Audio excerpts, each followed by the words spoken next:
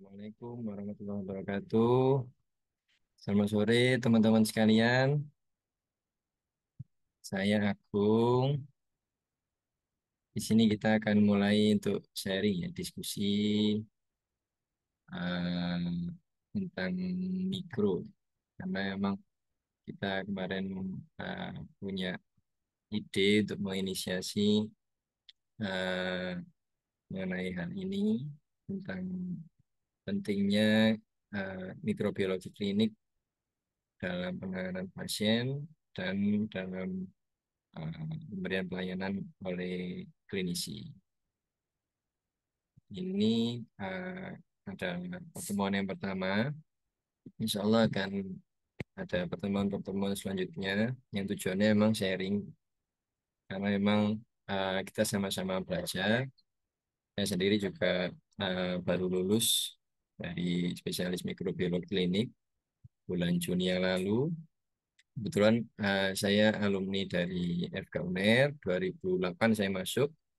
Mungkin di sini kalau ada adik-adik yang preklinik semester 2 ya yang mau masuk mikro bulan depan, nah, mungkin salam kenal. Saya juga dari FK UNER atau mungkin dari teman-teman dari FK yang lainnya atau bahkan saya lihat di grup juga ada senior, kemudian ada apa ini sejawat dari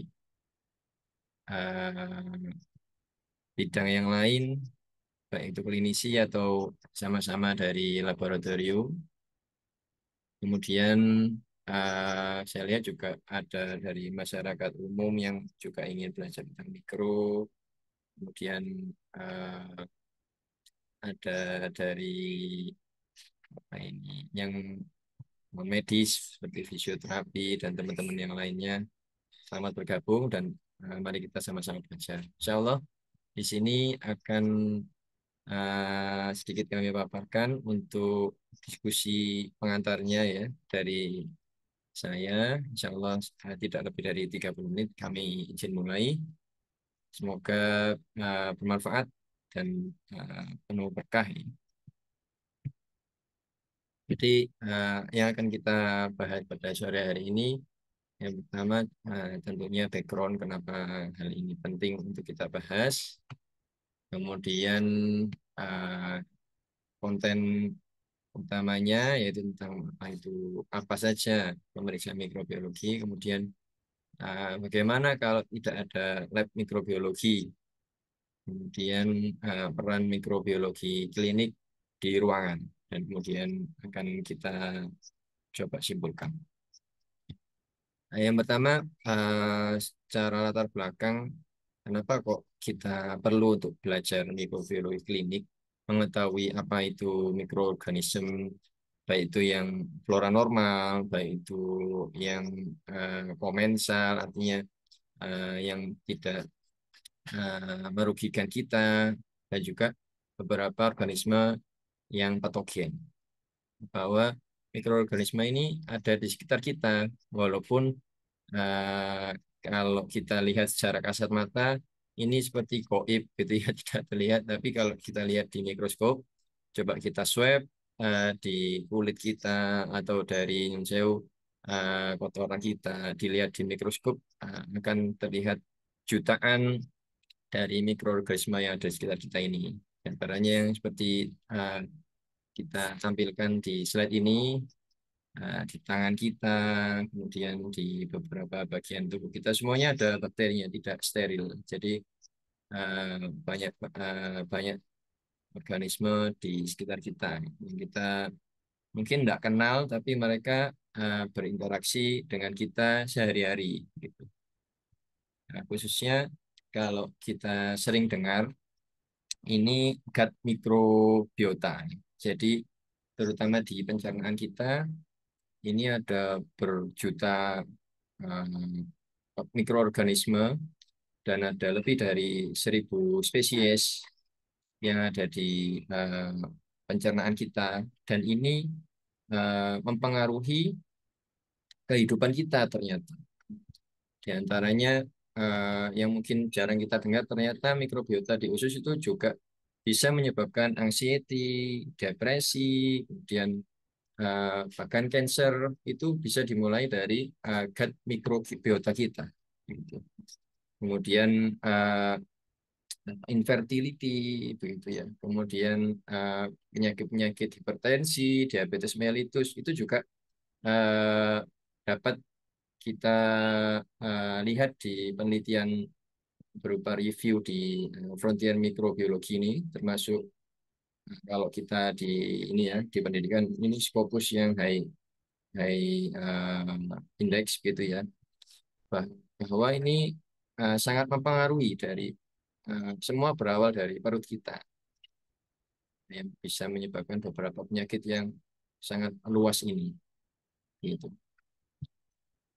Dan selain juga merugikan, pastinya gut mikrobiota ini dibuat oleh Tuhan Allah Subhanahu wa taala, itu juga mempunyai banyak keuntungan, terutama kalau terjadi eubiosis, ya, eubiosis. Kalau tadi kan dysbiosis. Dysbiosis itu suatu kondisi yang mikrobiotanya terganggu. Paling sering karena fast food, apa ini tidak mengkonsumsi buah-buahan atau sayur yang dalam porsi yang cukup, kemudian penggunaan antibiotik yang tidak proper, tidak sesuai indikasi, nah itu menyebabkan gut mikrobiota dysbiosis. Ini yang tadi yang dapat menyebabkan banyak penyakit. Nah, kalau ini eubiosis, bahwa dari semua berawal dari perut kita, dan ketika mikrobiota khusus ini baik, maka uh, asam lemak ya rantai rendah yang dibutuhkan oleh tubuh ini meningkat, antioksidan juga meningkat, inflamasi akan menurun, kolonisasi dari bakteri patogen seperti Salmonella, Shigella itu menurun. Kemudian hal-hal positif yang lain yang itu dapat menghasilkan suatu hal positif bagi tubuh kita. Nah, kemudian selain kita harus mengetahui bahwa di sekitar kita itu ada bakteri tersebut, atau kadang juga ada virus atau jamur, juga ternyata secara kesehatan, secara epidemiologi, kalau kita lihat angka kematian anak di Indonesia di survei yang dipublikasi pada 2020 yang lalu, dari 2000, tahun 2000 sampai 2017, ini hal-hal yang berkaitan dengan infeksi masih termasuk lima besar. Di antaranya itu untuk anak yang neonatus itu paling sepsis menjadi nomor kedua. Kemudian acute respiratory infection menjadi nomor 5. Kemudian untuk anak usia 1 bulan sampai dengan 1 tahun, di sini malah eh, untuk infeksi saluran pernapasan ini menjadi yang nomor 1, yang paling tinggi kejadian untuk menyebabkan kematian.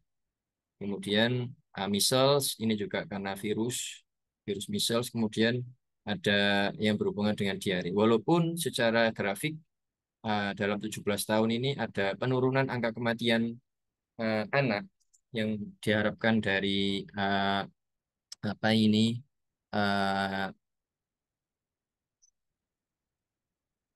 SDGs ya, tapi masih menjadi hal yang dominan adalah infeksi.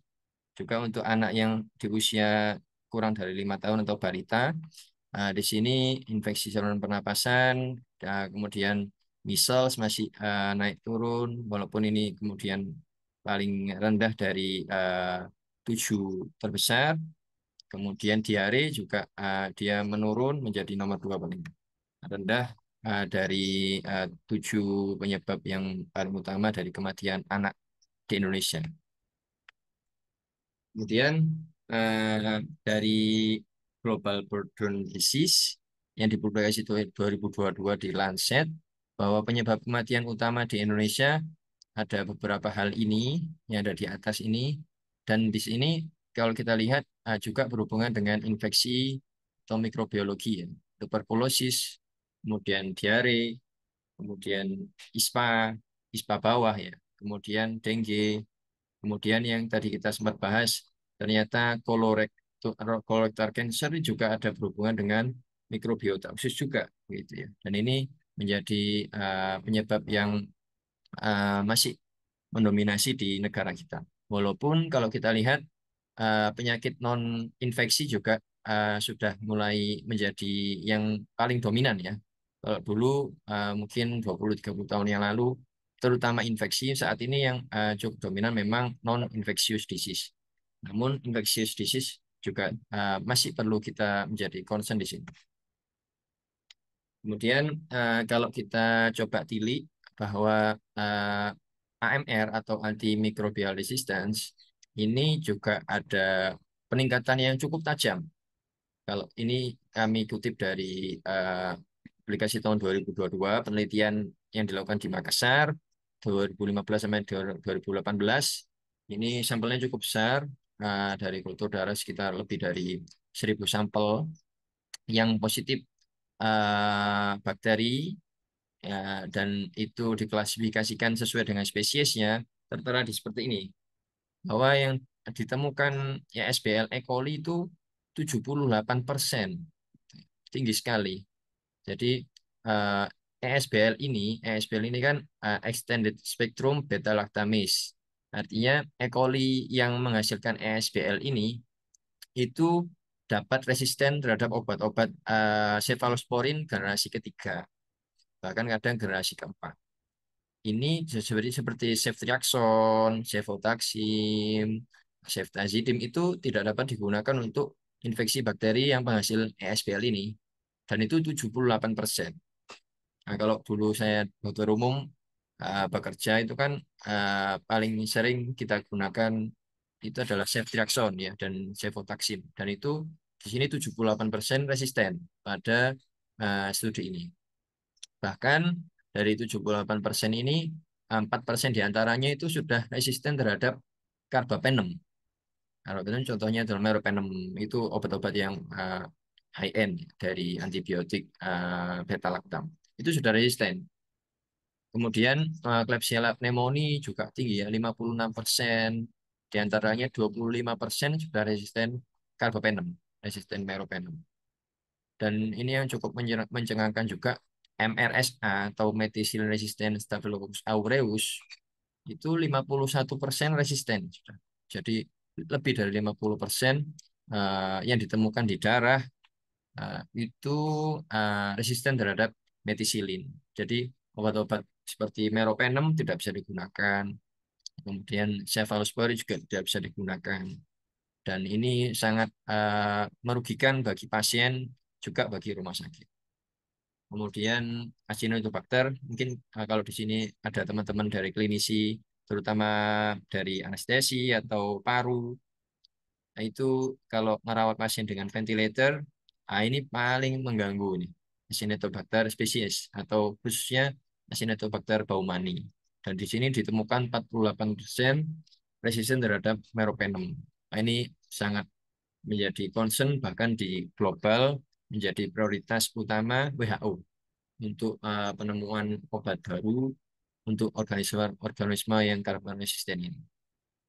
Dan ternyata dari penelitian ini ada apa ini resiko untuk kematian yang lebih besar dibanding dengan tidak terjadinya ada antimicrobial resistance bakteremia atau terjadi infeksi di darah itu 29,7%. Jadi kalau 29,7% ini dapat dihilangkan AMR-nya, gitu. Jadi ini kemungkinan akan hidup, itu artinya. Jadi sangat mengganggu, sangat menjadi silent pandemi. Dan ini uh, bahkan di Surabaya pun beberapa kali kita temukan sudah hanya satu atau dua obat saja yang sensitif. Selain itu sudah resisten. Dan obat yang sensitif tadi ada kemungkinan tidak ada di Indonesia bahkan. Jadi harus pesan di luar negeri. Itu sangat mengganggu. Kemudian,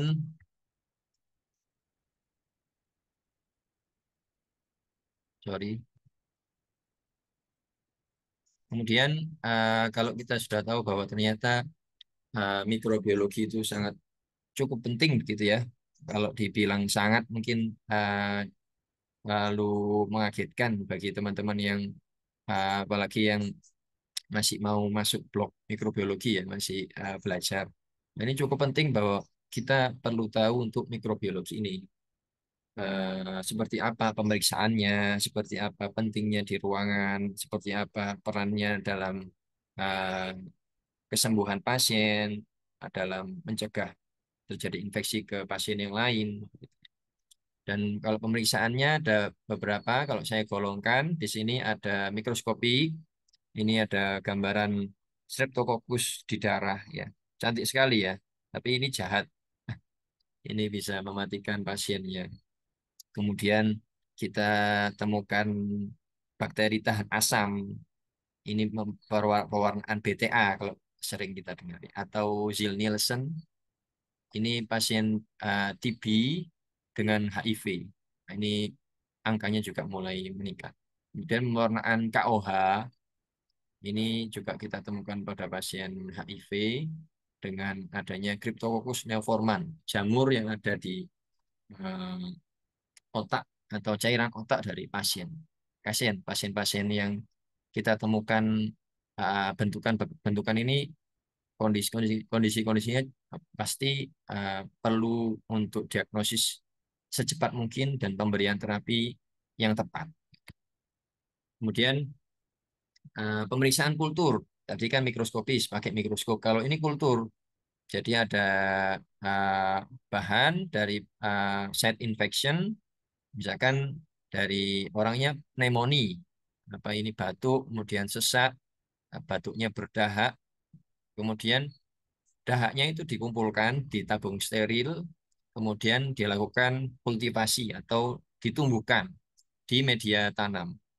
Ini media tanam coklat agar, dan ini kita foto sendiri. Pasien ini adalah pasien imunokompromis, pasien rematoid, dan dia sudah dilakukan splenektomi, diambil liennya, jadi sangat imunosupresif, dan ternyata terjadi pneumonia. Dan kalau kita lihat, ini gambarnya cakep banget. Cuma ada satu bentukan uh, buletannya ini sama semua dan warnanya sama. Jadi kemungkinan besar ini memang penyebab dari infeksi di parunya. Kalau kita kadang-kadang kalau di mikro ya di lab mikro ketemu beberapa koloni, ada yang bentuknya itu apa lebih basah, kemudian dan lain-lain putih, ada yang abu-abu, ada yang mungkin kehijauan munculnya di media, itu kemungkinan banyak kontaminasi atau infeksinya mix. Tapi kalau ini satu jenis saja begini, kemungkinan besar adalah penyebab infeksi. Dan ternyata betul penyebabnya adalah flora normal yang harusnya ada di uh, orang yang imunnya kuat. Itu nggak ada masalah, ada Moraxella catarrhalis ini. Kalau kita sehat-sehat begini, diperiksa swab di mulut, kemudian ditumbuhkan, kemungkinan ada bakteri ini di mulut kita. Dan ini menjadi penyakit pada pasien-pasien yang tadi kami bilang tidak memiliki imun yang cukup untuk apa ini menghindarkan host atau orang tersebut dari infeksi bakteri yang komensal seharusnya. Kemudian kalau kultur biasanya disertai dengan pemeriksaan sensitivitas. Kalau ini saya contohkan dari alat Funik. Jadi di sini ada antibiotiknya apa, kemudian S ini sensitif, kemudian I intermediate, R resisten. Jadi kalau resisten tidak bisa digunakan. Seperti ini contohnya E. coli yang sudah resisten terhadap ceftazidime. Nah, ceftriaxone. Nah, ini berarti sudah ada indikasi ini adalah ESBL.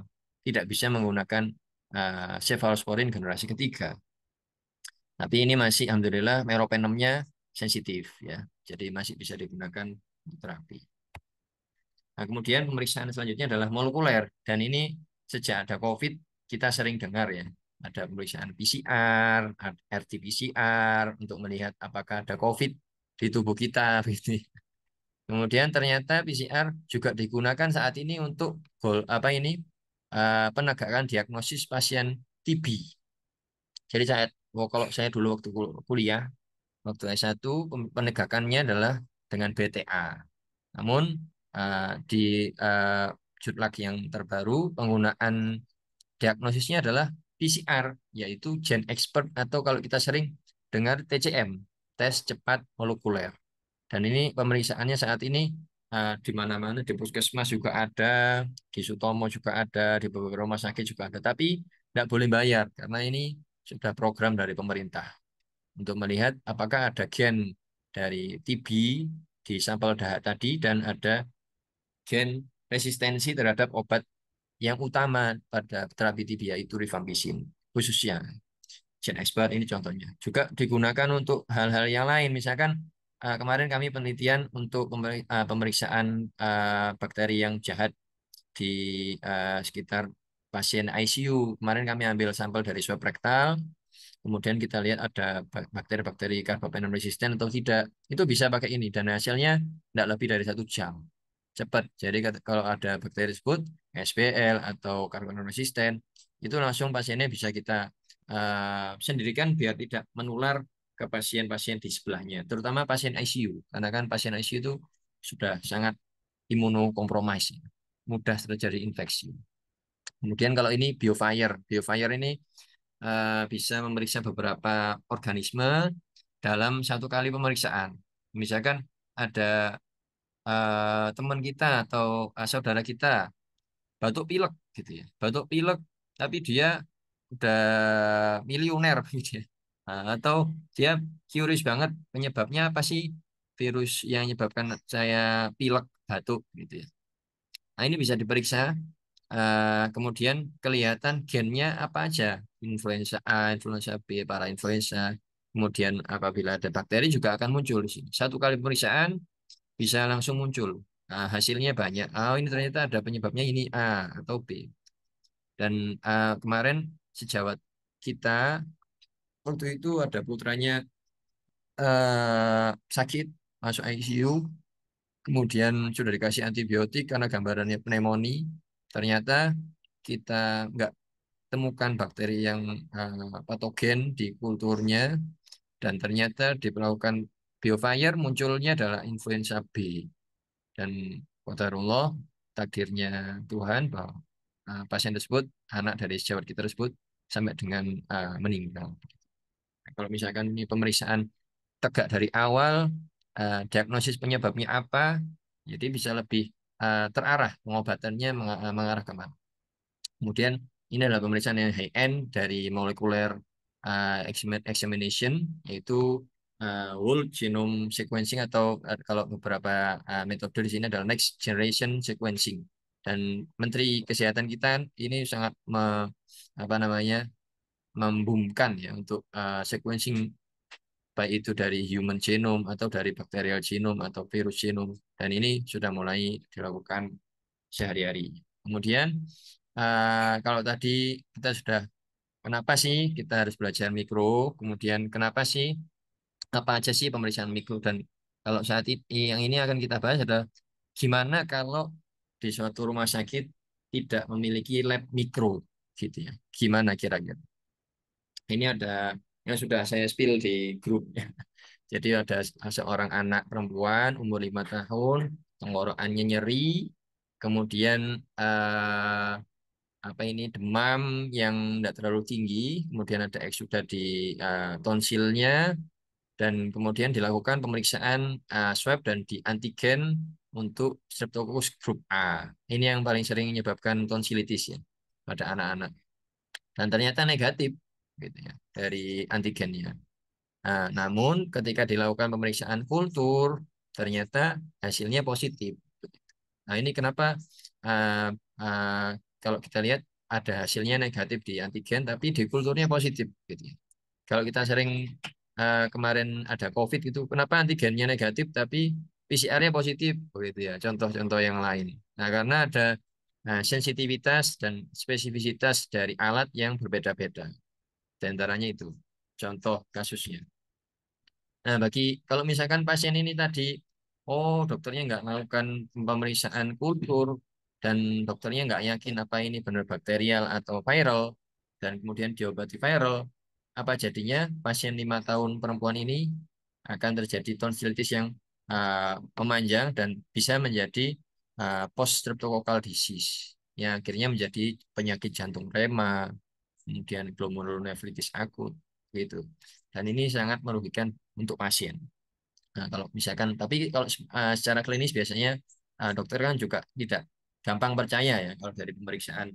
Oh, antigennya negatif, tapi klinisnya sangat mendukung dari tonsilnya yang besar tadi, kemudian ada apa namanya eksudat, kemudian tidak disertai batuk pilek. Gitu. Kalau biasanya kan kalau ada virus menyebabkan tonsilitis kan ada batuk pileknya. Ini khas banget bakteri. Kemudian tetap dikasih bakteri, ya pasien ini bakal selamat. Tapi kalau misalkan tidak diberikan antibiotik, ya kemungkinan besar akan terjadi post-local disease. Nah itu tadi. Jadi kalau misalkan ada infeksi, kita nggak tahu kausatifnya apakah itu virus apa atau bakteri apa, dan tentunya akan tidak cocok untuk pemberian terapinya. Sehingga akan terjadi morbiditas yang meningkat, seperti contohnya tadi pasien bisa menjadi rheumatoid disease, kemudian rheumatoid heart disease, kemudian bahkan bisa meninggal. Kemudian eh, tinggal yang harusnya dia tidak harus rawat inap, jadinya dia 3 hari kemudian harus rawat inap, dan bisa lebih lama.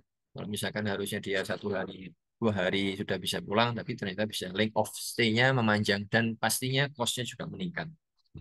Jadi kalau kita sering dengar bahwa oh mikro itu ngabisin dana, ngabisin uang. Kalau harus kultur, harus apa ini PCR itu dananya enggak kecil ya. Tapi ternyata kalau kita tidak melakukan itu malah membuat biayanya semakin besar. Kemudian yang ini juga penting bagi pasien yang sebelumnya tidak ada infeksi, pasien yang mau apa ini ganti katup jantung misalkan, atau pasien TOF, apa ini tetralogi falu mau operasi. Kemudian setelah operasi ternyata ada infeksi di pemasang apa operasi di bekas operasinya dan infeksinya MRSA. Ini menjadi sangat kontraproduktif dan merugikan bagi pasien, bagi klinisi, dokter bedahnya, termasuk juga orto ya. Kalau sudah termasang implan untuk hipnya misalkan 300 juta, ternyata terinfeksi dari MRSA dan itu pengobatannya nggak main-main, bahkan bisa harus dilepas diganti yang baru lagi dan itu belum tentu berhasil. Itu sangat merugikan.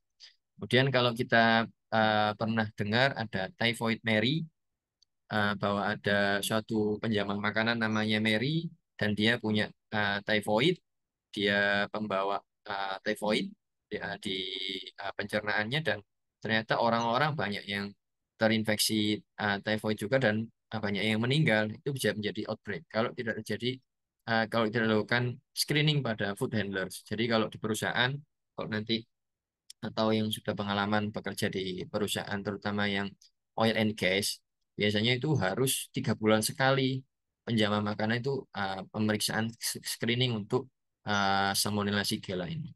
Kemudian ini juga seharusnya rutin pada ibu hamil trimester 3, yaitu screening untuk grup B Streptococcus. Yang ini adalah penyebab utama dari neonatal sepsis. Kemudian untuk klinisi ya sangat berhubungan ya, kalau untuk pasien itu sangat penting, pastinya untuk klinisi juga sangat penting. Tapi ini lebih khususnya kalau pada kasus infeksi, ini kan ada yang dari komunitas infeksinya, ada yang sudah dirawat tanpa infeksi tapi ternyata terjadi infeksi ketika dirawat, health care associated ini. Maka seorang klinisi harus memberikan terapi antibiotik atau terapi untuk infeksinya, baik itu empiris dan definitif. Nah, untuk pemberian terapi definitif, ini yang kami sudah sampaikan tadi, harus kita ketahui dulu penyebabnya infeksi itu bakteri apa, gitu kan? Kalau misalkan kita blind-blind aja, kita obati, yang penting pasien membaik secara klinis dan laboratoris, sebenarnya bisa aja sih. Tapi secara pembelajaran, nantinya kalau ada pasien yang sama seperti itu, kemudian dikasih obat yang sama ternyata tidak membaik, nah itu sudah jadi pertanyaan nantinya. Jadi kalau secara pembelajaran, secara apa ini keuntungan jangka panjangnya, seharusnya setiap pasien infeksi itu kita ketahui patogen penyebabnya apa, gitu. Dan ketika terjadi infeksi dan kita ketahui patogen penyebabnya itu spesifik, itu juga terapinya juga spesifik. Misalkan Enterobacter cloacae, infeksi Enterobacter cloacae itu ada hasilnya safety reaction-nya sensitif. Klinisi kalau misalkan kita berikan hasil uji sensitif untuk safety reaction-nya, biasanya langsung klinisi tersebut memberikan terapi yang sensitif tadi. Padahal Enterobacter cloacae ini, walaupun sensitif terhadap safety reaction, dia sudah mempunyai gen di kromosomnya dan dia bisa diinjus ketika dia diberikan terapi safety reaction hari pertama masih dia bakal sensitif. Kemudian hari ketiga dia sudah resisten. Jadi eh, sebaiknya juga kita ketahui untuk patogen-patogen tertentu itu tidak disarankan pemberian obat tertentu yang walaupun itu sensitif. Kemudian contoh lagi misalkan Staphylococcus aureus, infeksi Staphylococcus aureus. Ya, tapi dia yang memproduksi apa ini PVL begitu ya. Nah, itu bisa menghasilkan PVL dan membuat apa ini eh,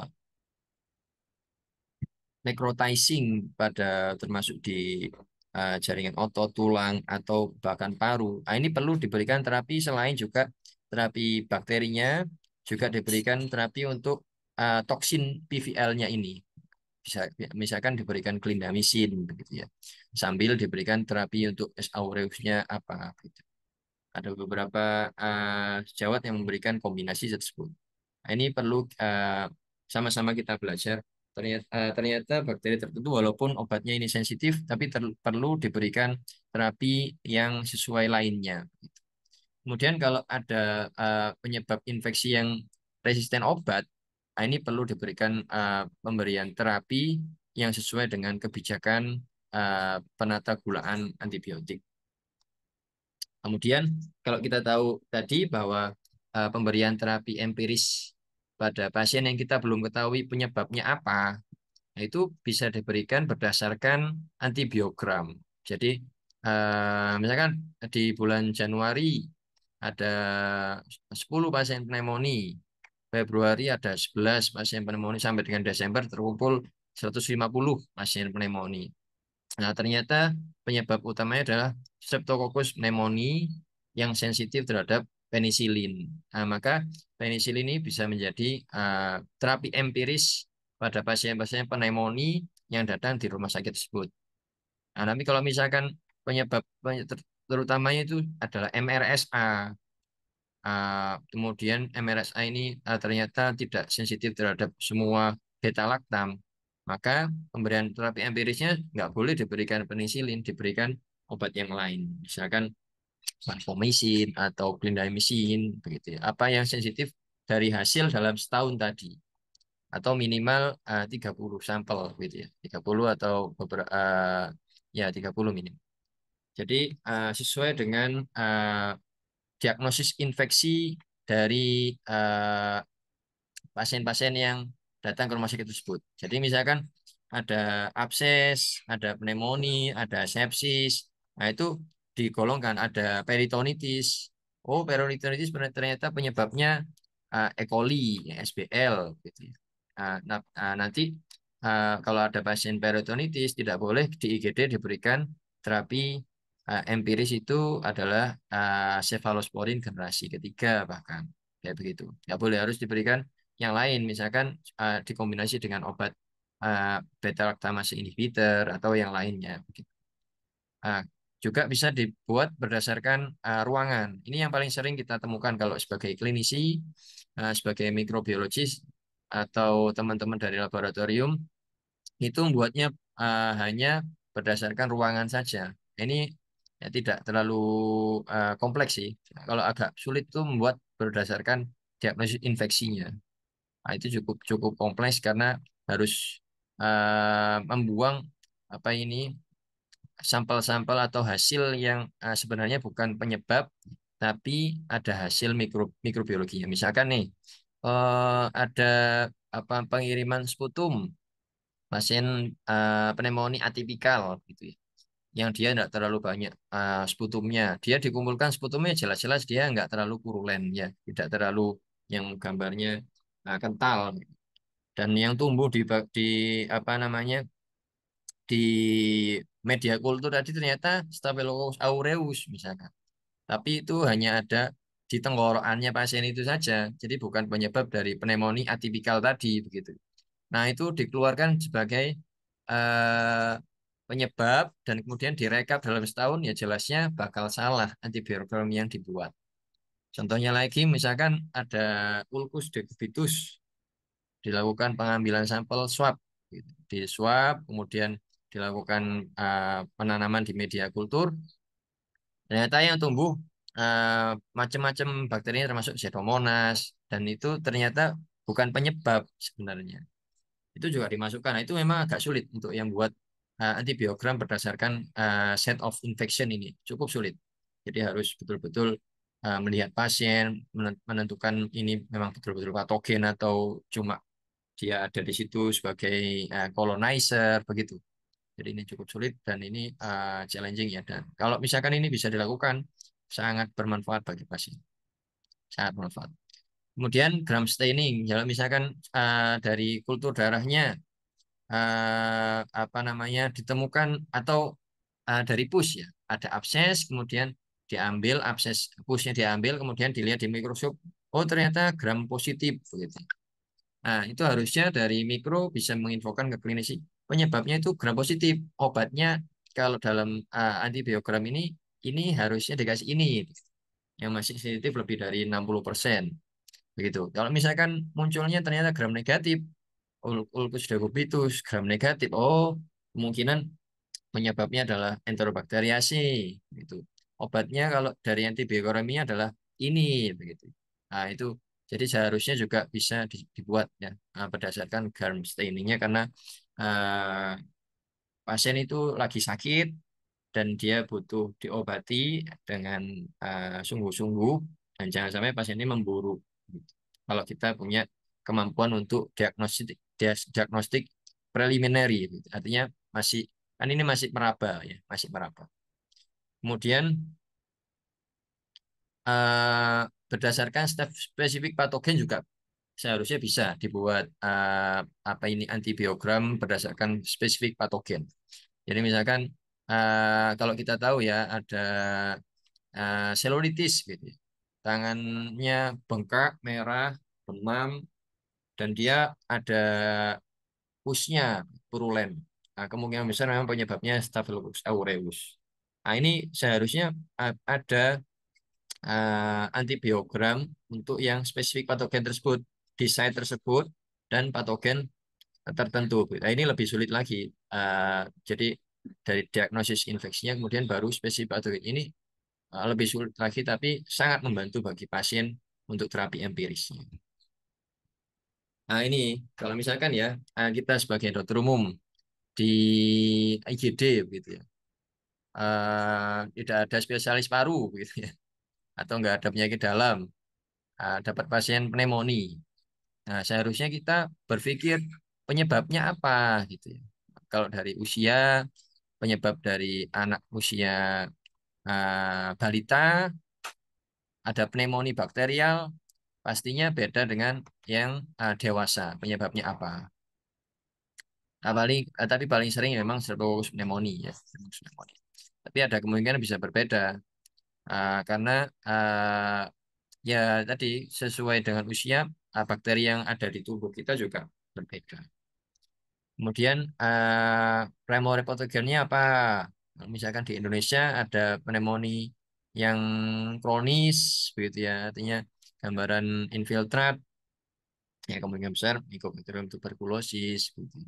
Kalau misalkan ada pada apa namanya eh, pasien yang terpasang ventilator, kemungkinan besar ya Acinetobacter atau Pseudomonas gitu ya. Jadi sesuai dengan penyebab dari pasien tersebut dan diobatinya sesuai dengan uh, apa ini gambaran penyebab infeksi ini. Jadi tidak tidak apa tidak definitif. Oh penyebabnya A atau penyebabnya B, masih apa namanya empiris penyebabnya masih.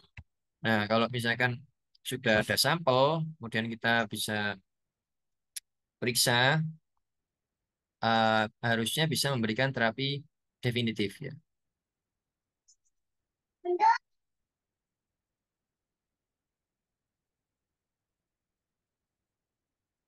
Ya, terapi definitif sesuai dengan hasil kultur. Kemudian untuk peran mikrobiologi di ruangan ini juga sangat perlu ditingkatkan. Dan kami kalau di Sutomo ada stase klinik itu juga ada di ICU, kemudian juga ada di Poli. Yang sangat membekas adalah ketika di ICU.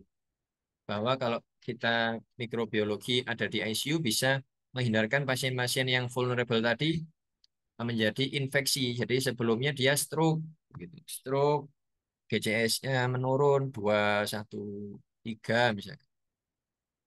Nah, dia meninggalnya bisa bisa bisa bisa adalah pneumonia karena dia terpasang ventilator. Begitu. Nah, itu kita bisa uh, coba cegah kalau kita bisa mengetahui apakah sudah terjadi suatu HAIS atau Healthcare Associated Infection atau belum. Dan kita melakukan upaya-upaya pencegahan biar tidak terjadi infeksi tersebut. Dan pemberian treatmentnya berdasarkan hasil kultur tentunya. Berdasarkan hasil kultur. Kalau untuk HAIS ya. Dan juga dari kalau misalkan belum ada hasil, maka diberikan terapi empiris. Kemudian untuk di emergency room, pasien-pasien infeksi bahkan yang berat itu juga perlu dilakukan terapi yang kausatif secara cepat. Dan kalau sering dilakukan bahkan di rumah sakit yang tipe A atau bahkan tipe B dilakukan kultur, tapi setelah diberikan antibiotik, nah itu kumannya pasti akan sulit untuk ditumbuhkan ketika dikultur. Nah, jadi sebaiknya memang di emergency room atau IGD itu sudah dilakukan kultur, khususnya adalah kultur darah. Kemudian terapi empiris tadi yang sesuai dengan antibiogram, yang sesuai dengan diagnosis spesifik tadi, dan yang saat ini di internasional sudah menjadi suatu campaign. Kalau sering dengar kita apa ini surviving sepsis campaign, bahwa pasien sepsis ini harus diberikan antibiotik kurang dari 3 jam begitu. Bahkan kalau dia septic shock tidak boleh lebih dari 1 jam diberikan antibiotik karena sangat pentingnya pemberian antibiotik pada pasien yang critically ill karena infeksi tadi atau sepsis atau septic shock tadi.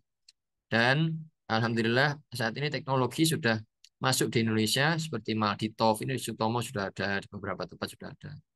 Kemudian multiple PCR multiplex seperti yang tadi kami sampaikan ada apa namanya biofire itu bisa kita lakukan pemeriksaannya bahwa oh kalau ada pneumonia atipikal atau curiga viral oh penyebabnya apa gitu ya. Atau bakterial apa itu bisa kita lihat walaupun tidak tumbuh di kultur tapi di PCR akan muncul karena dia berdasarkan molekuler. Kalau malah di TOF tadi tetap berdasarkan kultur sih. Tapi yang terbaru bisa juga menggunakan alat namanya sepsi typer dari botol kultur tadi yang positif. Dan langsung bisa kita ketahui, oh penyebabnya itu apa, kuman apa, itu bisa. Jadi tidak harus menunggu sampai 3 hari begitu ya. Kulturnya hari ini, hasilnya 3 hari lagi. Ya, itu pasiennya bahkan sudah ada hasil, tapi pasiennya meninggal. Itu sangat disayangkan. Sebenarnya kita masih bisa berusaha lebih cepat untuk memberikan terapi pasien. Kalau misalkan nggak punya Malditov yang harganya beberapa miliar itu, PCR multipack juga terlalu mahal, satu kali pemeriksaan lebih dari 5 juta gitu ya. Nah, kita sebenarnya bisa dari diagram. Dari diagram itu bisa kita berikan misalkan diberikan ceftriaxone pasien ini, sepsis ya, diberikan ceftriaxone. Ternyata yang muncul adalah gram positif fokus gitu ya. Dan ternyata angka MRSA-nya tinggi seperti tadi di mana ini Hasanuddin Wahidin ya, Rumah Sakit Wahidin Sudirosodo di Makassar itu lebih dari 50% sepsis karena MRSA, gram positif fokus. Maka jangan sampai safety reaction ini berlanjut sampai dengan besok. Jadi saat itu juga kalau bisa diberikan terapi empiris atau preliminary definitif yang sesuai dengan peta kuman tadi. Ternyata apa namanya pasien ini sepsis karena bakteri gram positif fokus. Ini sangat penting karena kalau sudah eh, menunda sepsis karena MRSA ditunda besoknya baru ada hasil pertumbuhan kuman, kemudian dimasukkan alat besoknya besoknya lagi baru keluar. Jadi 3 hari ya pasien ini kemungkinan besar bakal sudah meninggal kalau sudah ada hasil. Dan ngapain kita lakukan kultur? Jadi sangat disayangkan kalau kita melewatkan kesempatan emas untuk menolong pasien tersebut. Kemudian yang tadi, kalau kita betul-betul membuat antibiogram dengan baik, maka empiris terapinya juga sangat baik untuk pasien. Dan ini menjadi kunci dan tugas utama kita, kami, khususnya di mikrobiologi klinik untuk membuat antibiogram yang serius. Kemudian yang tadi, eh, kalau misalkan sudah ada kultur darah positif, jadi hari ini ya, ada pasien masuk res, gitu, IGD, resusitasi, sepsis, septic shock, diambil darah di kultur. Kemungkinan besar tidak sampai 24 jam, bahkan tidak sampai 10 jam, itu sudah positif. Jadi misalkan ini dia datangnya tadi siang jam 1, malam nanti itu sudah positif dia. Nah, ketika nanti malam itu sudah positif, itu sudah langsung bisa dilakukan rapid AST atau rapid eh, antibiotic susceptibility testing. Jadi dilakukan pemeriksaan sensitivitas pada sampel darah positif tadi. Yang pasien tadi siang masuk, nanti malam dia positif, besok pagi sudah ada hasil untuk definitif terapi yang tapi masih presumptif. Presumptif. Nah, ini bisa diberikan. Misalkan hasilnya dia E. coli ESBL, kita nggak tahu dia E. coli atau enggak ya, tapi bakterinya gram negatif. Ah, kemudian kita lakukan rapid AS tadi, kita pasang antibiotik. Safety reaction ternyata resisten. Ya, antibiotik safety reaction yang sudah jadi kebijakan rumah sakit tersebut untuk diberikan secara empiris, jangan sampai dilanjutkan lagi karena pasien ini membutuhkan terapi yang lebih definitif dari safety reaction tadi yang terbukti ada resistensi dari rapid AS tadi. Jadi tidak sampai 24 jam sudah ada hasil sebenarnya. Kalau kita mau ya. Jadi kuncinya sebenarnya bukan kita bisa atau enggak, tapi kita mau atau enggak. Mau enggak lab mikrobiologi itu jam 12 malam melakukan rapid AST dari botol positif. Memang itu berat. Memang itu tidak mudah ya. Tapi kalau ada willingness dari pimpinan suatu rumah sakit dan laboratorium mikrobiologi itu mengetahui bahwa kalau misalkan yang sakit itu ibunya, gitu. Yang sakit itu, yang sepsis tadi itu anaknya, apa nggak mau melakukan ini? Saya pasti bisa pastikan, pasti mau, gitu.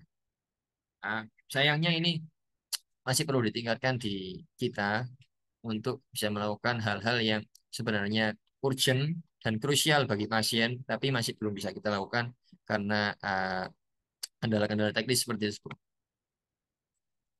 Nah, ini satu kasus sebelum terakhir mungkin ya, slide terakhir. Jadi kasus ini eh jadi sorry, oh ini sudah berapa menit? 50 menit, mohon maaf ya.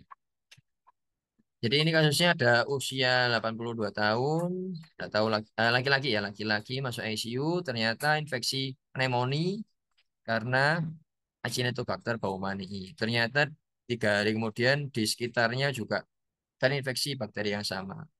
Tapi kemudian dilakukan diskusi oleh tim Infection Prevention Control dan tim dari ICU. Ternyata ini ada outbreak lokal begitu ya. Kemudian dilakukan precaution kontak, cuci tangan sering, kemudian pencucian bakteri pasien dengan cuci klorexidin atau antiseptik yang lain dilakukan. Ternyata alhamdulillah membaik dan tidak ada lagi kasus yang tersebut. Ini pasti akan kita sering jumpai, terutama teman-teman anestesi atau paru yang merawat pasien dengan pneumonia di ICU ini sangat sering. Nah, kalau sudah terjadi burden seperti tadi dan tidak ada tim dari mikrobiologi, bahkan nggak tahu ini kumannya apa gitu ya, tidak tahu ini Acinetobacter atau ini karena ada apa kayak mikirnya itu sudah tidak sesuai dengan apa namanya uh, harus dilakukan kultur tadi, maka nggak akan terdetek ini kumannya apa, bahkan nggak tahu penyebabnya. Bahkan apalagi didiskusikan, apalagi ada general cleaning ini.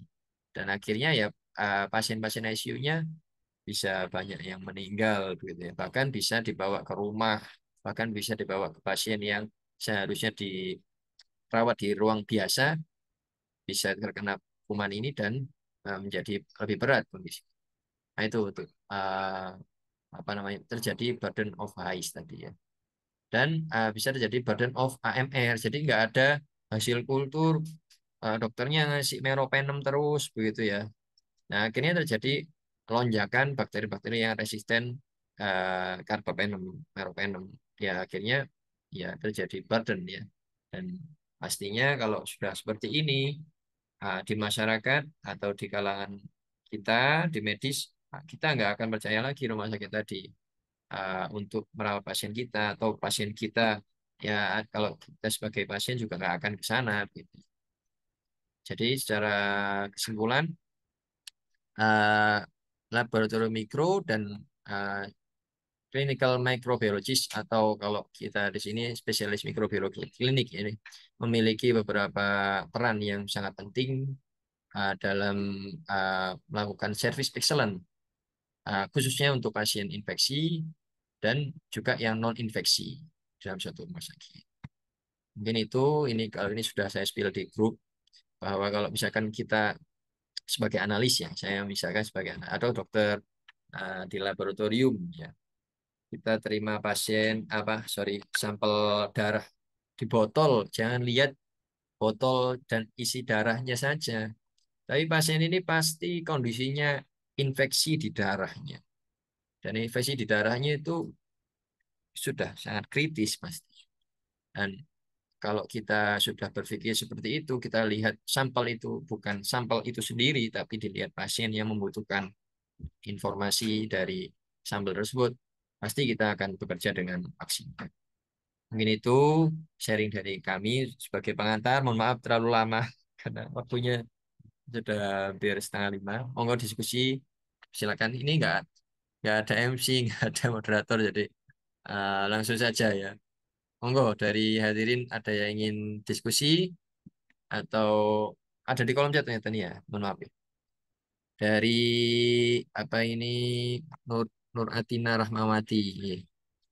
Terima kasih pertanyaannya. Dok Jim bertanya, apabila terapi empiris kita secara klinis pasien membaik, tapi hasil kultur ternyata resisten. Apakah antibiotik diganti sesuai hasil uji hasiltas atau dilanjutkan antibiotik empiris yang secara klinis responnya baik? Nah, mungkin ada yang ingin berpendapat. Di sini pasti ada senior saya, monggo, atau dari teman-teman sesama mikro atau klinisi, monggo. Ada yang ingin memberi masukan dari pertanyaan ini sangat bagus. Monggo ada Dokter Nadib, ada eh, Mas Wahyu, Dokter Wahyu dari Bali, ya. Masya Allah. Dokter Yeni dari Kalimantan Barat, monggo monggo.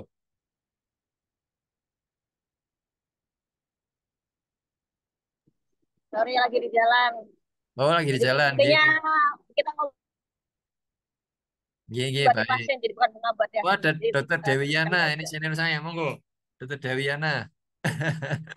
Lama enggak ketemu, Masya Allah. Wah, ya terima kasih masukannya. Kalau saya boleh pendapat dari pertanyaan tadi ya, kemungkinan besar penyebab atau hasil kultur tadi memang bisa jadi kolonisasi, gitu ya. Bisa jadi kolonisasi atau memang dia kontaminan, begitu. Atau eh, apa ini penyebabnya memang bakteri tersebut, tapi subpopulasi yang menjadi penyebab infeksi tersebut itu sudah mati dengan antibiotik kita. Tapi subpopulasi yang dia resisten terhadap antibiotik tersebut itu masih ada di situ. Misalkan E. coli menyebabkan ISK begitu ya. ISK ternyata pasiennya dikasih ciprofloxacin membaik begitu. Tapi hasil kulturnya ciprofloxacinnya resisten E. coli tersebut. Nah, ini gimana ceritanya? Nah, bisa jadi kalau hasil kulturnya tadi itu tumbuhnya cuma ada 10 koloni, kan ada hitung hitung koloni kalau kultur urin ya. Nah, yang harusnya itu dianggap signifikan itu lebih dari 100 koloni atau 10 pangkat 5 itu hanya 10. Nah, makanya bisa dianggap itu sebagai subpopulasi yang dia sama-sama E. coli penyebabnya, tapi dia hanya kolonisasi di sana. Monggo, apabila ada pendapat yang lain atau tidak setuju dipersilakan. Tapi yang paling sering memang kadang-kadang kita kalau ngelihat hasil kultur itu cukup bingung sih. Karena kalau yang tadi saya contohkan di slide tadi kan kulturnya cuma satu macam koloni ya, bagus banget tuh. Dan biasanya penyebabnya itu. Tapi kadang kita harus memilih, oh ada 3 koloni begitu ya, dari sampel sputum spontan gitu ya. Ada 3 koloni, satunya Streptococcus, satunya E. coli, satunya Klebsiella begitu ya. Ternyata yang diputuskan untuk dilanjut identifikasi itu Klebsiella pneumoniae. Padahal tiga-tiganya ini sebenarnya tidak menjadi penyebab dari pneumonia pasien tersebut. Karena ini ada Streptococcus viridannya begitu ya. Dan itu sputum spontan, hasilnya banyak epitelnya, dan itu eh, seharusnya adalah flora yang ada di eh, mulutnya atau di tenggorokannya atau di upper respiratory tract-nya. Begitu. Makanya kalau kita ada hasil kultur uh, dari mikro biasanya ada keterangan di bawah catatannya apakah ini betul-betul dicurigai sebagai patogen penyebab atau hanya kolonisasi atau bahkan kontaminan. Biasanya ada ya di apa expert note, expert opinion tadi. Demikian. Terima kasih pertanyaannya. Ada yang ingin ditambahkan dari senior-senior sekalian atau dari penanya eh, Mbak Nur Atina gitu. Atau Dokter Nur Atina, saya kurang tahu. Mohon maaf. Coba kalau misalkan sudah klinis membaik, kalau saya sih sarankan dilanjut aja.